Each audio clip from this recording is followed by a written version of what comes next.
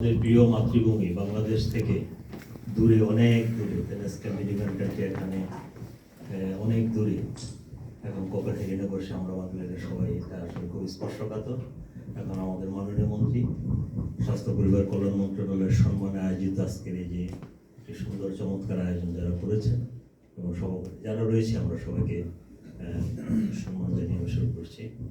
আসলে এটা আমরা জানি এবং বুঝি, আমি নিজেও ফিল করি, যারা আমরা প্রবাসে থাকি, আমাদের দেশে প্রিয় মাতৃভূমির প্রতিটা গঠন আমাদেরকে স্পর্শ করে, আপনাদেরকে স্পর্শ করে, এবং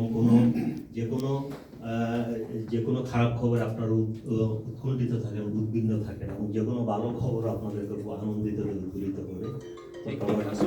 বাংলাদেশ প্রতিটা বিষয় আপনারা জানতে চান। তো বাংলাদেশের আমাদের নতুন সরকার, নির্বাচিত সরকার ক্ষমতায় আসছেন। বাংলাদেশের অর্থনীতি, রাজনীতি, সমাজনীতি, স্বাস্থ্য ব্যবস্থাপনা, এগুলো নিয়ে মাননীয় মন্ত্রী মহোদয় আছেন। সব নিশ্চয়ই আপনাদেরকে একটু অবহিত করবেন, যদিও সময় নেই।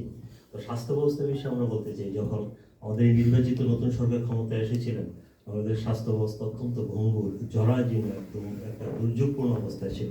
আমাদের মাননীয় মন্ত্রী মহোদয় এখন রয়েছেন। আমাদের বিশেষ করে সবচেয়ে ওষুধ, আমাদের হসপিটালগুলিতে ওষুধ ছিল না, আমাদের হসপিটালগুলিতে মেডিকেল ইকুইপমেন্টগুলি ছিল না, টিকা ছিল না, টিকার জন্য একদম শূন্য অবস্থায় ছিল। রোগীদের ওষুধ দিতে পারা যায় না, তাদের টেস্ট করা যায় না, টিকা দেওয়া যায় না দেশে একটি অবস্থায়।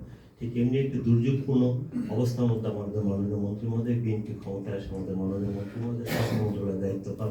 তার গতিশীল নেতৃত্ব, দূরদর্শিতা এবং দক্ষতা, যোগ্যতার জন্য আমরা খুব কনফিডেন্টলি বলতে পারি, আমরা কিন্তু টিকার ক্ষেত্রে আমরা একটা চমৎকার একটা পজিশন পৌঁছে গেছি। আজকে যে আমরা সারাদিন ওখানে প্রেজেন্টেশন হয়েছে, কথা হয়েছে, আমরা ইংলিশে বলে একজন তো বিদেশি আছে, শেষে দিকে একটা লাইন তো বেশ চমৎকার বিষয়গুলো রয়েছে।